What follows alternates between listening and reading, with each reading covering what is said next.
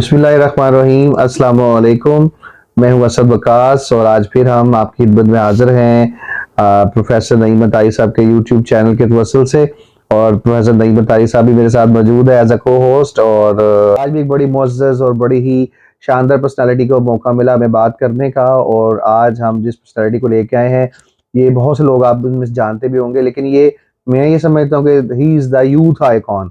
बूढ़ा आदमी भी वो इनके बारे में सोचता है, फिर उसके जज्बे बुलंद हो जाते हैं, क्योंकि नेकी करने के लिए किसी एज की जरूरत नहीं है, जज्बे की जरूरत है। मेरे बड़े मोहतरम बड़े भाई जनाब सदीक हैदर साहब, अस्सलाम वालेकुम सर, कैसे हैं सर आप? असद वकास साहब, सर आपका बहुत शुक्रिया कि आप अपना कीमती वक्त निकाल के आए। Thank you sir. आपके जो व्यूअर्स हैं वो भी ज़ाहिर है इससे मुस्तफीद होंगे। और सर प्रोफेसर नईम अतारी साहब, सर आपका भी बहुत शुक्रिया आने का। ये हमारा SR welfare foundation and blood bank, yes, इसकी कोई मुख्तसर हिस्ट्री और जो इन्होंने काम किए हैं 2019 के अंदर इसका रखा गया था, हमने जो इसका बुनियाद रखी थी। उसके बाद सिंगल एजेंडा ये था उस वक्त के कोई जान ब्लड की वजह से ना जाए। इस सिंगल एजेंडे के ऊपर ये बना हुआ। तो इसके ऊपर हमारा ख्वाब ये है कि कैसा इदारा जिसमें जब भी किसी मरीज को ब्लड की जरूरत पड़े तो सबसे पहले उसके करीबी जो हैं उनका हक बनता है कि उसको ब्लड दें। क्योंकि ये भी हम नहीं चाहते कि ये हो कि जब भी ब्लड की जरूरत पड़ी है तो अपने घर के बच्चे बैठे रहें और आप दूसरे के बच्चों का ब्लड लेने चले जाएं। सबसे पहला फर्ज बनता है अपने करीबी लोगों का। अगर आप ढूंढते हैं और आपको नहीं मिलता तो जो सा आपको ब्लड चाहिए एक ऐसा इदारा मौजूद हो जहां से आप वो ब्लड ले ले और जो आपके पास है वो वहां रखवा दें। तो एक ऐसा सिस्टम बन जाए कि रात को 3 बजे भी जरूरत पड़ी है, इतवार को जरूरत पड़ी है, किसी वक्त जरूरत पड़ी है तो उस इदारे से आप ब्लड दे के तो ले। और उस वक्त खुदा ना खास्ता किसी के पास कोई पैसा ना हो तो उस इदारे में कैश हैंडलिंग भी जीरो हो, कि पैसे की परवाह भी ना हो, उस वक्त जान बचाना फर्ज है। तो अल्हम्दुलिल्लाह 2 साल इस ब्लड बैंक की इमारत को बनाए हुए हो गए हैं और हम तकरीबन 80% ये इदारा बना चुके हैं। ये डॉक्टर साहब, ये जो सदीक भाई, ये जो अदारा है इस जो को क्या कहते हैं, किस जगह पे आपका ये सेटअप वगैरह तुमको पता? ड्रेस हम बस सिविल हॉस्पिटल के पास इस्लामिया कॉलेज रोड है और इस्लामिया कॉलेज के बिल्कुल सामने children surgical hospital doctor Tahir Mahmood Bhatt साहब का, उसकी बेसमेंट के अंदर इस बेसमेंट है। व्यूअर्स, मैं एक देख रहा हूँ ये सदीक भाई का स्लोगन, और ये स्लोगन बड़ा मजे का सर, अगर आप इसको रीड करें। वैक्सीन इस वक्त मेरे पास ही मौजूद है, जो कि बेसिकली जो काम है, जो सदीक भाई ने बड़ा अच्छा इसका तारुफ एक लाइन में एजेंडा, कोई जान ब्लड की वजह से ना जाए। दूसरा, ये हर किस्म की सियासी, ग्रोही, मसलकी और मजहबी वाबस्तगी से बालातर होकर माशाल्लाह काम कर रहे हैं। क्या बात है। और इनका जो मकसद है वो सियालकोट में पहली मरतबा तकरीबन 3 साल पहले इस इदारे की बुनियाद रखी गई, जहां खालिस अल्लाह की रजा के लिए बिला मुआवजा खून के लिए परेशान हर किस्म के मरीज, accident, delivery, thalassaemia, haemophilia, cancer वगैरह के लिए दिन के 24 घंटे और हफ्ते का क्या है उस हवाले से इस इदारे में खून को महफूज करने के लिए इंटरनेशनल मेयार के तरीकों की जदीद मशीनरी इस्तेमाल हो रही है। जैसे यहाँ पर हर किस्म के blood grouping, blood bag, blood sampling व ब्लड ब्लीडिंग वगैरह के सारे मैचिंग टेस्ट वगैरह की सारी सहूलियात माशाल्लाह मौजूद हैं। और कारकर्दगी के पॉइंट ऑफ व्यू से ये वाकई एक सरप्राइजिंग और सर कमाल है कि अब तक 4250 अदद मरीजों को खून की एहतियात मुहैया कर चुके हैं माशाल्लाह, माशाल्लाह। और 18,499 अदद मुख्तलिफ किस्म के ब्लड स्क्रीनिंग टेस्ट बिल्कुल मुफ्त परफॉर्म किए गए हैं। ये अक्सर लोग ब्लड बैंक में लेके लोगों को खून बेचते हैं, और ये लोग क्या करते हैं कि वो ब्लड वो टेस्टिंग होता है, उसकी पूरी जांच भी की जाती, उस वक्त लोग परेशान होते हैं, फटाफट ब्लड लेते हैं, जाके पेश करते हैं ब्लड को। क्या ये ठीक है, लगना चाहिए कि नहीं लगना चाहिए, किस तरह से? आपके और नाजरीन के प्रोफेसर साहब के इल्म में है कि इससे पहले ब्लड बैंक शुरू करने से पहले मैंने जाती तौर पे सोशल वर्क की तमाम फील्डों में काम किया हो, वो आर्फन केयर हो, प्री मेडिकल कैंप हो, साफ पानी का निजाम हो, कोई भी चीज हो, हमने हर फील्ड में काम किया। ये जो ब्लड बैंक वाला काम है ये मुश्किल तरीन काम है। सही है।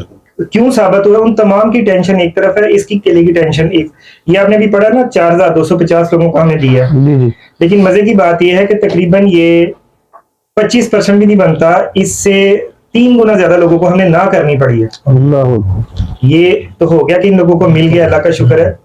अब ये क्या था कि जो आप कह रहे हैं ना कि जब हमने शुरू किया तो हमें 3-4 तरफ मेहनत करनी पड़ी। पहली मेहनत ये थी कि ब्लड बैंक का बैग डॉक्टर्स लेते ही नहीं, ये मिथ्या सियालकोट में, वो कहते नहीं फ्रेश डोनर लाएं। हालांकि इंटरनेशनल मेयार ये है कि ब्लड बैंक का बैंक जो अगर प्रॉपर ब्लड बैंक हो तो उसका बैंक ज्यादा महफूज समझा जाता है। ठीक है। हमें उस मिथ से भी लड़ना पड़ा।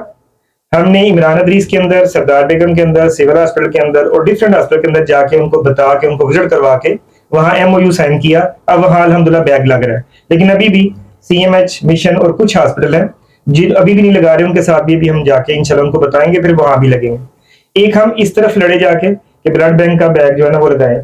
अमूमन डॉक्टर ताहिर भट्ट साहब बताते हैं कि जब मैं सिविल में करने आया था तो उस वक्त अमूमन ख्याल ये था कि ब्लड नशेई लोग देते हैं, जी जी। तसव्वुर ही नहीं था कि दूसरे को देते हैं।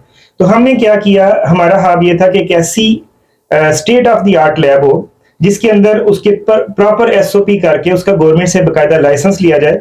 तो हमने क्या किया कि हर मशीन नई ली, 1 साल की मेहनत करके गवर्नमेंट के जितने SOP थे आप जब विजिट करवाते हैं वो तमाम पूरे किए।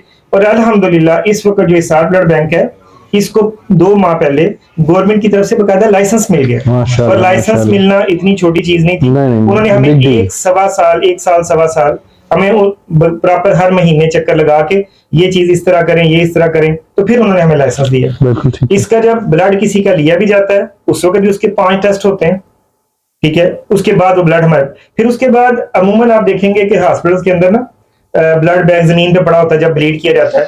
हमारे पास प्रॉपर मशीन है जिसके ऊपर रखा जाता है बैग और वो शेक साथ साथ करता है, उसे शेकर कहते हैं। जब वो पूरा हो जाता है तो वो अलार्म दे देता है, वो 500 ml अगर चाहिए तो उससे ऊपर जाता ही नहीं, ब्लड उतना ही निकलता है। उसके बाद हमने स्पेशल मशीन मंगवाई हुई है, उसे ट्यूब सीलर कहते हैं। अमूमन हॉस्पिटल के अंदर उसको गिरा लगा देते हैं, हम गिरा नहीं लगाते, हम उसको प्रॉपर सील करते हैं 3-4 जगह से, उसकी जो आगे ट्यूब होती है।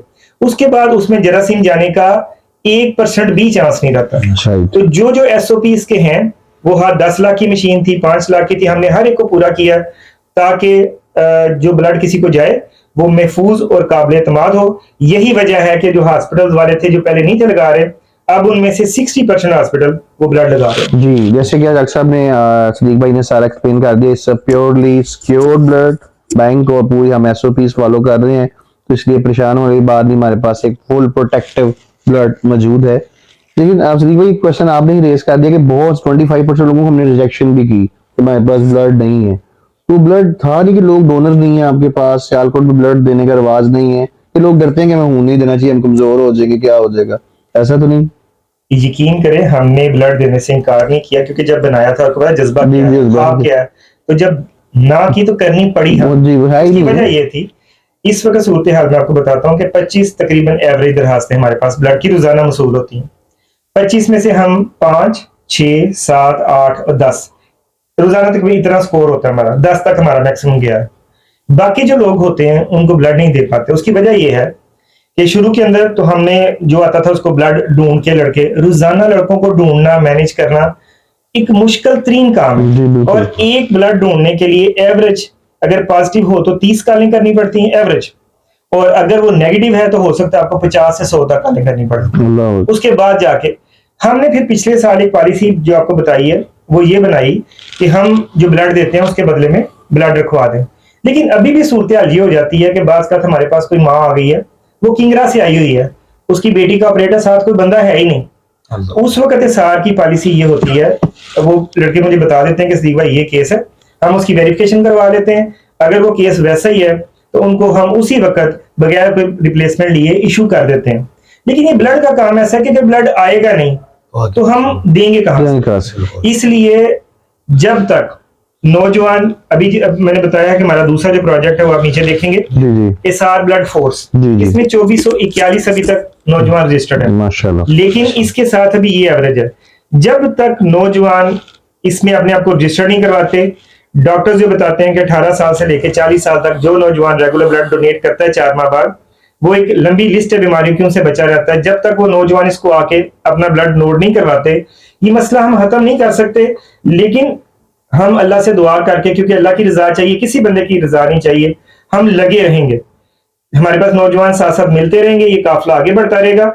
और इंशाल्लाह मुझे अल्लाह के घर पूरी उम्मीद है कि जिसकी रजा के लिए काम हो रहा है ये काम होगा। सियालकोट से इंशाल्लाह हम ब्लड की जो मुश्किल है उसको इंशाल्लाह खत्म करेंगे।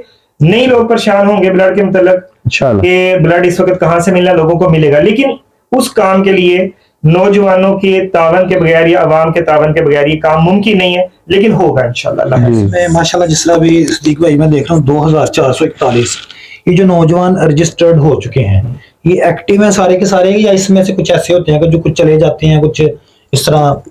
नहीं, 100% तो आप एक्टिव नहीं कह सकते। इनमें से कुछ से जब रब्ता किया जाता है वो या तो चले गए होते हैं, बैरून मुल्क चले गए होते हैं, या किसी और शहर चले गए हैं। 2400 में से समझ ले तकरीबन 60% तो मिल जाते हैं। लेकिन होता ही है कि एक बंदा जिसने ब्लड दे दिया ना, हाँ। वो तकरीबन 4 से 5 माह के लिए वो दोबारा उसे इस्तेमाल नहीं कर सकते। ये भी बिल्कुल बात है। अच्छा माशाल्लाह इसमें ना एक और चीज नाजरीन जो हम ना अभी बात कर रहे थे एसआर ब्लड बैंक, लेकिन ये SR welfare foundation and blood bank है, जिसमें भी हमने इसको जब तफसील से देखा है तो डिफरेंट प्रोजेक्ट्स हैं। अभी एसआर ब्लड बैंक के जो प्रोजेक्ट नंबर 1 जिसकी हमने रीडिंग की, अभी एसआर ब्लड फोर्स जो प्रोजेक्ट नंबर 2 क्या आपने डिस्कस किया, अभी प्रोजेक्ट नंबर 3 जो है उसमें माशाल्लाह उसके हवाले से मैं क्वेश्चन करूंगा। से पहले थोड़ा सा मैं आपको बता देता हूँ कि इसमें गरीब मरीजों की दवाइयाँ, उनके मेडिकल टेस्ट, मुख्तलिफ ऑपरेशन, व्हील चेयर और इलाज में मदद की जाती है। यतीम और गरीब बेटियों की शादी, उनके खाने और जरूरी सामान में मदद की जाती है। कई स्कूल, कॉलेजेस और यूनिवर्सिटीज में होने वाले तलबा की पढ़ाई जारी की जाती है। कई गरीब फैमिलीज को माहाना राशन दिया जाता है। कई फैमिलीज को घर काम है, जिस तरह चाइनीज एक कहावत भी है कि मछली पकड़ के देने की बजाय किसी को मछली पकड़ना सिखा दिया जाए। कई औरतों को बरसरे रोजगार के लिए सिलाई मशीन की फराहमी की जाती है। रमजान में गरीब फैमिलीज की राशन की मद में मदद की जाती है और मसाजिद की भी तामीर की जाती है। तो सर ये इतने सारे जो प्रोजेक्ट्स हैं इन सब को सिद्दीक भाई कितनी का आपके पास टीम जो मौजूद है, क्योंकि देखें ये जो नौजवान है ये तो अपने अपने घरों में है, लेकिन कितनी टीम आपके साथ बन चुकी है, क्योंकि डोनर्स के अलावा क्योंकि आपके साथ इसमें पार्टिसिपेट कर रही है? हमारी जो फाउंडेशन है ना, वो एक अलग प्रोजेक्ट है एसआर वेलफेयर फाउंडेशन, और जो एसआर ब्लड फोर्स है वो एक अलग प्रोजेक्ट है। एसआर वेलफेयर फाउंडेशन जितने आपने ये प्रोजेक्ट्स पे लिखे हुए हैं ये तमाम हमने किए हैं। ये सिर्फ हमारी हेडिंग नहीं है कि हम करेंगे, ये तमाम चीज़ें हमने की हैं। वो की किस तरह हैं? हमारे पास जो ब्लड बैंक का खर्चा है वो चलाना बड़ा मुश्किल है। हर महीने अभी तक 5 लाख तक महीना जा चुका है।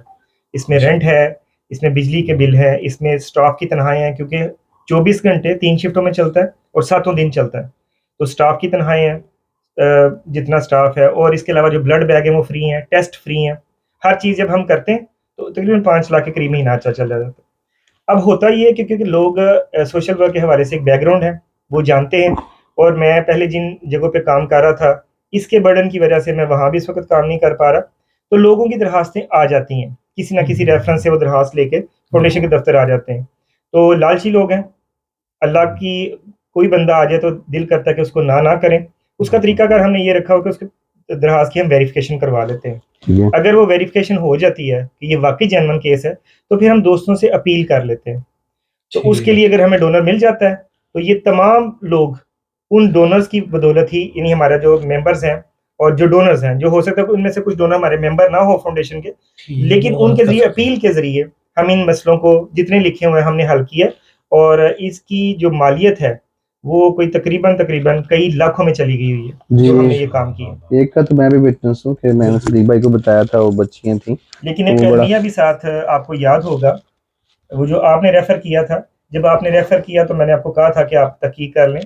आपने तहकीक की तो वो ओके था, ठीक है।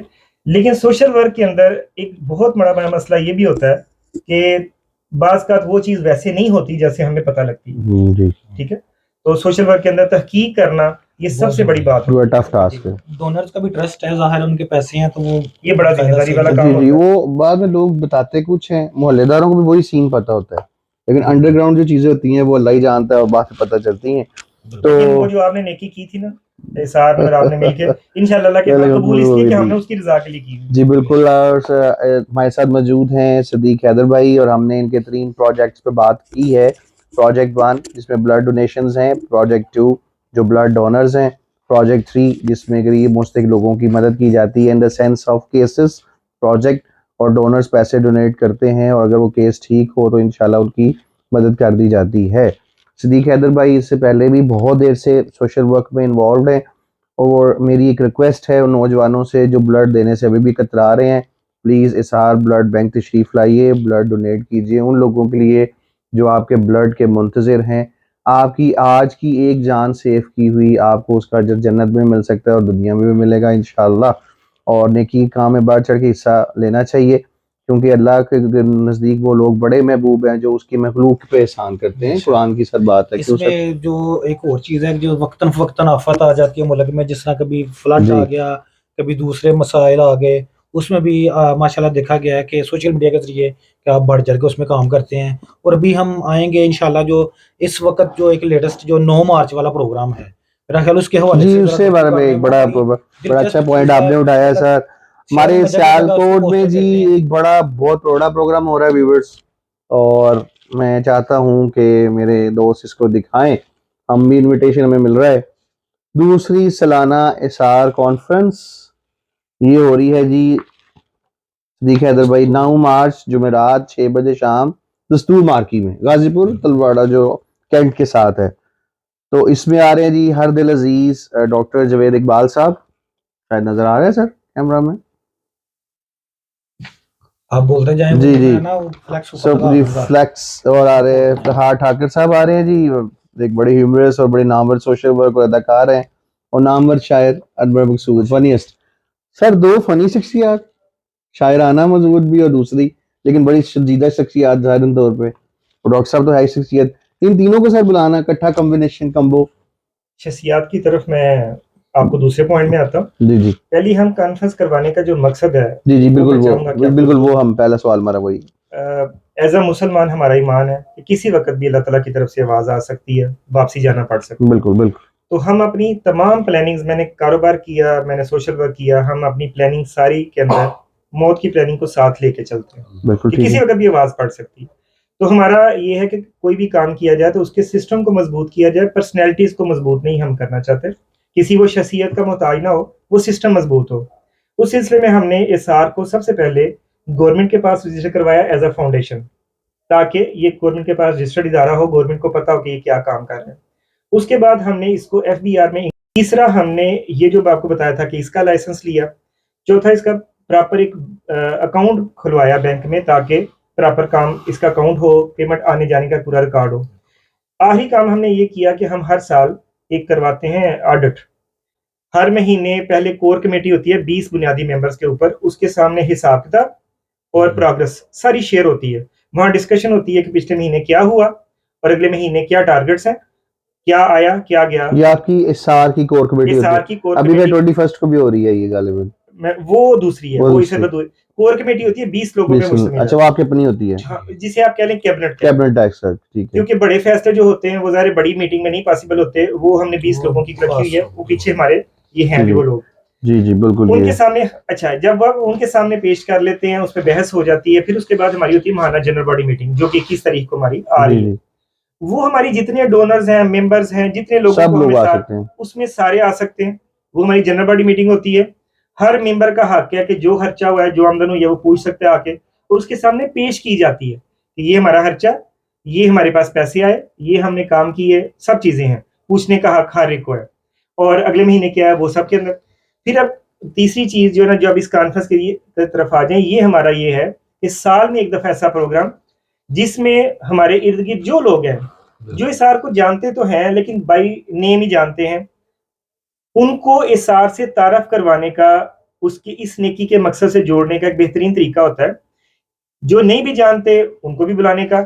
इसमें इस दफा हमने माशाल्लाह बेहतरीन इंटरटेनमेंट का, खाने का बंदोबस्त रखा हुआ है, ताकि वो तमाम लोग सियालकोट पूरा, क्योंकि सियालकोट का इदारा है, सियालकोट पूरा आके जो पिछले पूरे साल में हमने काम किया हो, हम वो भी दिखाते हैं, और अगले साल का क्या टारगेट है हम वो भी बताते हैं। इस कॉन्फ्रेंस का बेसिक मकसद ये है, डेफिनेटली है। यानी वो इंजॉयमेंट तो एक साइड पे है, जी जी, असल मकसद ये है कि नेकी के काम के साथ काम लोगों को को इसको जोड़ना। लोगों तक अवेयरनेस पहुंचाई जाए। बड़े लोगों में खैर मौजूद है, मैंने देखा है कि इंसान के अंदर हर इंसान के अंदर अल्लाह ताला ने खैर रखी होती है, लेकिन वो खैर थोड़ा मोटिवेशन की जरूरत होती है, थोड़ा इत्मीनान की जरूरत होती है। जब उनको पता होता है कि ये जो लोग काम कर रहे हैं ठीक कर रहे हैं, हर इंसान के अंदर खैर है, जिसको आप बड़ा बुरा भी समझ रहे होते हैं ना, वो भी खैर के काम में आ गया। डेफिनेटली। किस तरह आप इनका कोई वो रुख, जिस खसूसियत की वजह से आपने बुलाया?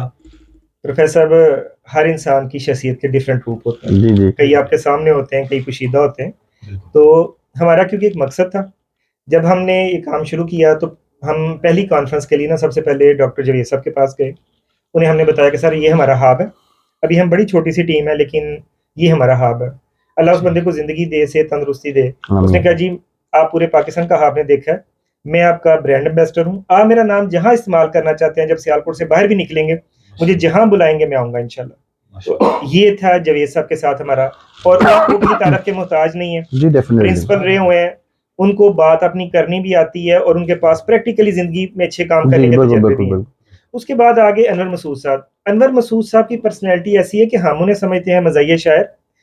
आप उनके किसी नज़म पे गौर कर लीजिएगा, मजाक के साथ उस नज़म में मैसेज होगा, मैसेज जरूर होगा, बिल्कुल। और ये अनवर मसूद साहब, जो व्यूअर्स हैं जरा गौर कीजिएगा और आप भी गौर कीजिएगा, पाकिस्तान के अंदर जो चंद लेजेंड रह गए हैं ना, ये उनमें से एक जो हकीकी हैं। मतलब बाकी कौन रह गए हैं जो नए लेजेंड्स आ रहे हैं, अख्तर लावा अख्तर लावा वगैरह, और ये जो अभी सिंगर आए हैं जिन्होंने सीरीज का बनाया है, राहत बाट, पता नहीं फहद फतेह अली खान साहब शायद उनका ना चाहत फतेह, जो हकीकी जैसे अमजद इस्लाम अमजद साहब हमारे पास चले गए, और जो हकीकी पर्सनैलिटीज थी ना हमारे पास से बड़ी तेजी से जा रही हैं।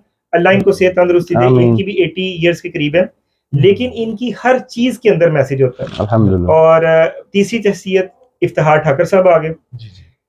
ठाकर साहब को ना हम एक मज़ाही अदाकार के तौर पे जानते हैं। जब हम इनके करीब हुए तो उसकी वजह ये थी कि मुझे पता लगा था कि ब्लड पे इन्होंने बेशुमार काम किया, माशाअल्लाह बेशुमार।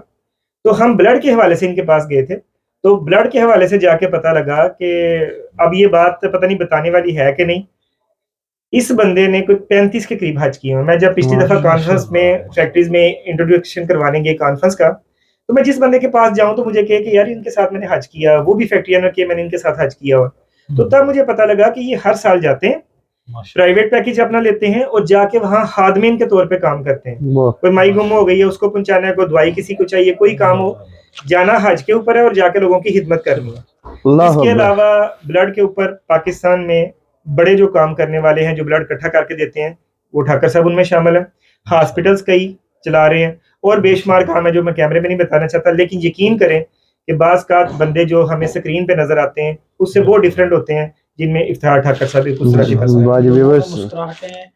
कैमरा के जरिए भी वो लेके आ रहे होते हैं अपने तंजो मजाक के साथ भी, और हकीकत में दुखियारी उम्मत के साथ भी वो ना काम कर रहे हैं। वो तमीर तकीमी ने ना सर बड़ा अच्छा शेर कहा, वो मुझे आज भी याद है। वो कहता है एक चेहरे पे कई चेहरे सजा लेते हैं ये लोग, ऐसे इफ्तिखार ठाकर साहब के लिए, एक चेहरे पे कई चेहरे सजा लेते हैं ये लोग, जब जी चाहे एक नई सूरत लगा लेते हैं ये लोग। वाह वाह वाह, क्या बात है। तो इस तरह से ऐसे लोग बड़े काम है सर कि जो बेनिफिशियल स्क्रीन पर भी आ जाएंगे कि अपनी बातों से दिलों को गरमाने वाले, अपने फन से लोगों को हंसाने वाले और अपने शेरों से चेहरों पर खुशियां लाने वाले। यानी ये एक सियालकोट का जो तारीखी मुनफरिद प्रोग्राम है, ये बा मकसद भी है और साथ साथ तफरीह भी है और साथ साथ नेकी का मौका भी है। असद भाई मुझे आप ये बताएं कि सियालकोट में तफरीह का मौका कौन सा है? Zero sir. मैक्सिमम हमारी आवाम की तफरीह बिला क्या होती है? अगर हमने फैमिली के साथ जाना है, चलो आज कैंटो वही रोटी खाइए। जी ऐसे ही है। हमारे जो अदब है या तफरीह के मौके वो नापैद है। ये मेरा ख्याल है तरीही मौका होगा। पहले भी जब आया था, और मजे की बात बताऊं, सियालकोट के अवाम में शऊर है। पिछली दफा हमने किया था हिल्टन सिटी, उसमें तकरीबन 600 से 700 की गुंजाइश थी। जब हमारा ये दिन करीब आए कॉन्फ्रेंस पे, तो हमारे कुछ 10 दिन पहले हमारे पास टिकटें खत्म हो चुकी थी। प्रोग्राम वाले दिन कितने लोग उधर से आके वापस हुए हैं। इसलिए इस दफा हमने महीना पहले कैंपेन शुरू की थी और इतना अच्छा रिस्पांस आ रहा है कि मैं आपको बता नहीं सकता। और मुझे लग रहा है कि इस दफा भी वही सूरत है। इस दफा हालांकि हमने 900 वाला हाल बुक करवाया हुआ है, लेकिन मुझे लग रहा है कि शायद होगा यकम से पहले सर। ये तो इतना अच्छा इवेंट है, मेरी सबसे रिक्वेस्ट है कि प्लीज सब दोस्त आए इसको। सर टिकट्स आपको मिलेंगी एसआर वेलफेयर फाउंडेशन ब्रांड से। एक और चीज जो टिकट्स के हवाले से, कि ये जिस तरह बाज प्रोग्राम होते हैं सिर्फ मेल के लिए, इसमें ये फैमिली प्रोग्राम है या सिर्फ इसमें लिखा हुआ है खवातीन के लिए बैठने का? सर हमारा जो भी प्रोग्राम होता है ना, सबसे पहले हमारे अपने घर की खवातीन, मेरी बेटियां, मेरी फैमिली वो आती है। हमारा प्रोग्राम कोई फैमिली वो उस तरह का प्रोग्राम नहीं होता जिसमें फैमिली ना आ सके। ठीक है। सबसे पहले हमारे घर की खवातीन आती हैं, और पिछली दफा भी खवातीन बहुत ज्यादा थी। जो एक टिकट आगे जो सोफे हैं वो 5000 की भी है, वो थोड़े से सोफे आगे हैं, उसके नीचे जो चेयर हैं वो 2000 रुपए की है। अब 2000 रुपए के अंदर 1500 का तकरीबन खाना है, 1 डिश मुकम्मल खाना है, और बाकी जो पैसे बचेंगे मुझे उम्मीद है कि उनसे हम प्रोग्राम का शायद खर्चा निकाल लेंगे। अगर कोई बच गए जिसके चांसेस कोई नहीं, नजर आ रहे, अगर कोई बच भी गए तो वो भी फाउंडेशन को अतिया हो जाएंगे। ये डोनेशन होगी, अतिया होगा, ये टिकट की प्राइस नहीं है। ठीक है। तो Well, खाना that's- भी इंशाल्लाह हम करेंगे, शख्सियात से भी मुलाकात होगी, क्वेश्चन आंसर भी इसमें सेशन है। तो इंशाल्लाह एक ऐसा मौका जो सियालकोट के लिए यादगार होगा वो होगा। छोटे बच्चे 10 साल से हमने मना किए, वो हमने कुछ चीज़ों ऊपर लिखी हुई हैं, खवातीन आ सकती हैं, उनकी ज़्यादा सीट्स होंगी, और इंशाल्लाह हम कोशिश करेंगे कि जो बहन भाई हमारे उधर आए हम उनको एक अच्छा सा प्रोग्राम मैनेज करके दें। That's very good. अभी आपने अब तक सुना कि किस तरह से ये एसआर वेलफेयर फाउंडेशन और ब्लड बैंक काम कर रहे हैं सदीक भाई। इसमें उनकी पर्सनल लाइफ के हवाले से भी एक क्वेश्चन करेंगे। सदीक भाई, आप इससे पहले एक अपना ज़ाती बिजनेस भी था आपका, अभी आपने वो बिजनेस को टाइम देना कम शुरू कर दिया या क्या किया है? कैसे इतना वक्त आप यहाँ पर अब दे रहे हैं, तो ये अपना टाइम कैसे मैनेज करते हैं आप साथ में? नहीं भाई, बिजनेस था नहीं, बिजनेस अल्हम्दुलिल्लाह है, लेकिन मैं उधर नहीं जाता। भाइयों के हवाले है, मेरे स्टूडेंट्स हैं जो इनको मैंने काम सिखाया उनके हवाले है। बाकी अल्हम्दुलिल्लाह कुछ प्रॉपर्टी है जिसके रेंट आ जाते हैं। लेकिन आपकी बात ठीक है, कभी कभी जो इंसान जिसने 20-22 साल बिजनेस किया हो ना, कभी कभी अंगड़ाई लेते हैं अंदर। लेकिन मुझे एक तो शुगर का शुक्रिया उसने, और दूसरा जो है ना, कोरोना में आपको पता है मेरे साथ जो हुआ था, ये डॉक्टरों ने बिल्कुल जवाब दे दिया था, और आप भाइयों समेत तमाम भाइयों की जो दुआएं थी वो डेथ बेड से वापस लेके आई थी। तो उसने बड़े अच्छी तरह समझा दिया हुआ है कि जिंदगी बहुत लंबी नहीं है। तो ये शायद मुझे अंदर से आवाज आती है कि अल्लाह, वरना जिस तरह का मैं बिजनेस करने वाला बंदा था, 1 मिनट भी शायद निकालना मुश्किल था, अल्लाह ने एक राह मुतय्यन की और इस राह पे लगाया। अब सच्ची बात है, अंदर से ना वो आवाज आती है कि ज्यादा लंबी नहीं जिंदगी। काम करते हैं, इसमें तनकीद बड़ी होती है, तो उसमें कौन सी ऐसी कोई बात है कि किस तरह आप उसमें अपने आप को समझाते हैं? क्योंकि बिजनेस में कोई कहता है ना, बंदा कहता है कोई गल नहीं, जिन्ना जिन्ना मैं तंग करेगा ना ओडी वड्डी मैं छुरिया मार लांगा। हम सुन के मुस्कुरा के उसको स्प्राइट भी पेश करते हैं, सारा कुछ करते हैं। लेकिन यहाँ पर आपके पास एक बंदा आ रहा है, उसको आप एंटरटेन भी कर रहे हैं, वो तनकीद भी कर जाता है, वो कैसे आप बर्दाश्त कर लेते हैं? मुझे ना जिंदगी में कुछ उस्ताद ऐसे मिले कि जिन्होंने तरबियत इस लिहाज से की कि जब भी कोई मसला होता था तो वो समझा देते थे। उसमें से जो एक बात सबसे पहले मेरे साथ हुई ना, उस वक्त मैं बिजनेस भी करता था और बिजनेस के अंदर भी बैठ के वहां सोचता थोड़ा होता रहता था। तो ये जो तनकीद वाला काम है ना, ये बहुत बड़ा है। अक्सर लोग भाग जाते हैं इस काम से पीछे कि यार मैं काम करूंगा तो मैनू लोग की कहेंगे। इससे नहीं भागना। उसकी एक मैं चीज आपको बताता हूँ, मैंने किसी के साथ ना उसका भला किया, भला करके उसका जो बदले में रिस्पांस था ना, वो इंतहाई नेगेटिव था। कि उस बजाय कि वो किसी को चले ना कहता, उसने जाके लोगों को उल्टी चीज की जाके, और मैं सर पकड़ के बैठ गया कि यार मैंने इसका भला किया है और ये उल्टा मुझे पड़ गया। मैं सर पकड़ के दुकान पे अपने टेबल बैठा हुआ था, एक उस्ताद मोहतरम मेरे पास उधर आए। वो बेसिकली खलीफा थे किसी के और बड़ी शानदार पर्सनैलिटी थे, आबिद भाई उनका नाम है। तो आए तो अपने काम थे, मुझे कहते हैं क्या हुआ है, मेरा चेहरा आपका उतरा उतरा लगता है। मैं कहा सर आबिद भाई, मैं आपसे ना दिल की बात ये है कि ये मैंने काम किया, उस बंदे का भला करने की कोशिश की, वो उल्टा मुझे ही पड़ गया, जगह जगह बदनामी हुई, सारा कुछ उसने जाके किया। तो ये नेक काम करने के अंदर बदनामी, हमने तो अल्लाह के लिए किया था, तो ये क्यों हम बदनाम हुए? तो फिर ये मुस्कुरा के कहते हैं अच्छा बात सुने, दुनिया में सबसे अच्छा काम किसने किया था? मैं कहिए अल्लाह के नबी सल्लल्लाहु अलैहि वसल्लम। जाहिर है यही जवाब होता है। तो कहते हैं उनके साथ क्या हुआ था, उनको तो पत्थर भी खाने पड़े थे, उन्होंने नौज़बिल्लाह जादूगर, और जो लफ्ज़ है वो हम बोल नहीं सकते, जो उन्हें बर्दाश्त करना पड़ा, ओझनियां उनके ऊपर रखी गई। तो दुनिया में सबसे हालस काम उन्होंने किया और सबसे ज्यादा तकलीफ उन्होंने बर्दाश्त की। इससे साबित होता है कि जब भी आप कोई अच्छा काम करते हैं, आप इस चीज के लिए तैयार हैं कि लोगों ने आपके साथ ये करना है। अगर आप में हिम्मत है तो फिर आप ये काम करें, और हिम्मत होती हर इंसान के अंदर है। तो जब मुझे उन्होंने ये बात समझाई तो जनाब उस दिन के बाद जब भी होता है ना, तो निगाहें सीधे नबी सल्लल्लाहु अलैहि वसल्लम की तरफ जाती हैं। कोई पत्थर मारता है ना, तो याद आ जाता है कि मेरे नबी को भी पत्थर पड़े थे, हम तो उनकी पाँव के हाँ के बराबर नहीं, उनके तो यहाँ से लहू निकल के तो जूतों में आ गया था। तो जब भी कभी हो अपने नबी को याद कर लें, आपको इतना सुकून मिल जाएगा, हिम्मत मिल जाएगी कि आपका वो वाला मसला खत्म हो जाए। बेशक, माशाल्लाह। अभी एंड पर सदीक भाई से कोई पैगाम जो आप हमारी नौजवान नस्ल को और दोस्त अहबाब को जो कोई पैगाम आप देना चाहें हमारे चैनल के जरिए और फेसबुक? जी, पैगाम सिर्फ यही है कि हर इंसान कारोबार कर रहा है, जिंदगी में जो कुछ कर रहा है वो बेहतरीन बनने के लिए कर रहा है कि मैं दूसरे से बेहतर बनूं, मैं नुमायां बनूं, मैं ये बनूं। अब बेहतरीन की जो डेफिनेशन है ना, वो जो मेरे और आपके आका नबी सल्लल्लाहु अलैहि वसल्लम ने बताई है ना, वो डेफिनेशन पकड़ लें, देखें आपके साथ होता कि आप कैसे भले होते हैं, कैसे रास्ते खुलते हैं। नबी पाक सल्लल्लाहु अलैहि वसल्लम ने डेफिनेशन बताई है, खैरुन नास मन यनफउन नास, लोगों में से बेहतरीन वो है जो लोगों के लिए नफा बख्श है। आप कई उस्तादों के मुंह से आपने सुना होगा नफा बख्श का है कि जो अल्लाह के वो बंदे वो वाले होते हैं ना, उनका दर्जन 12 का नहीं होता, 13 का होता है, बड़ा मशहूर फिक्र। तो ये नफा बख्श लोग होते हैं। आप टीचर हैं, आप नफा बख्श बन जाएं। आप ताजर हैं, आप नफा बख्श बन जाएं। आप कोई भी काम कर रहे हैं लोगों के लिए नफा बख्श, लोगों आपके पास आके ना फील करेंगे यार वो किसी नफा बख्श बंदे के पास आए हैं, ना कि आपके पास आके आने से कतराएं कि नहीं यार उसके पास गए। आप लोगों के लिए नफा बख्श बन के देखें, अल्लाह आपको ऐसी नेमतों से नवाजेगा, आपको ऐसी बरकतें आपके काम में देगा जो आप सोच भी नहीं सकते। माशाल्लाह माशाल्लाह। जी नाजरीन, जिस तरह अभी आपने गुफ्तगू सुनी, बहुत प्यारी गुफ्तगू कर रहे थे सर असद वक़ास साहब और साथ में सदीक हैदर भाई। तो मेरा यहाँ पर यही कहना होगा एंड पर कि पैगाम यही दूंगा कि जिस तरह ये Isar welfare foundation and blood bank, अब भी सदीक भाई से ऑफ द रिकॉर्ड जो बात हो रही थी, उन्होंने ये नहीं कहा कि हर बंदा हमारे साथ ही सपोर्ट करे। वो कहते हैं कि हर बंदा ये काम करने वाला बन जाए, हर बंदा अपनी अपनी जगह पर ये काम कर सकता है, किसी के साथ अच्छा कर सकता है, और ज़रूरी नहीं हर काम पैसे से होता है, बल्कि एक होता है। लेकिन अगर आप खुद नहीं कर सकते, आप पास अगर पैसे हैं तो आप किसी को डोनेट कर दें। अगर आप कोई प्रैक्टिकली साथ दे सकते हैं तो साथ दें। मैं एक बड़ी आम सी बात करता होता हूँ कि बहुत कुछ भी नहीं ना कर सकते तो कोई अच्छा काम करने वाले को अप्रिशिएट ही कर दें।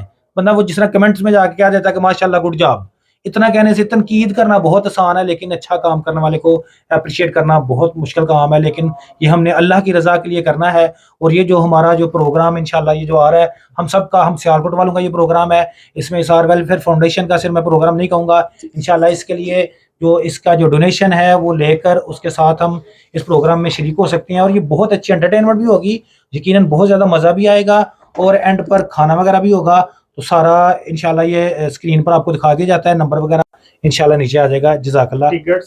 टिकट्स दो तरह से आप ले सकते हैं। एक तो दफ्तर 24 घंटे 7 दिन ओपन है, दूसरा ऑनलाइन भी आप जायज़ कैश के लिए भी बुक करवा सकते हैं। माशाल्लाह, उसका भी हम स्क्रीन में लगा देते हैं इंशाल्लाह।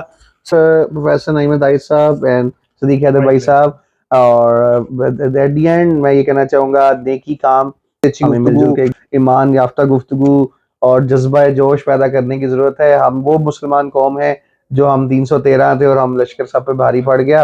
अल्लाह की मदद इंशाल्लाह हमारे लिए ज़रूर आ जाती है। Be a Muslim, be a Pakistani, help soon, will come in with the new personality. Thank you very much. और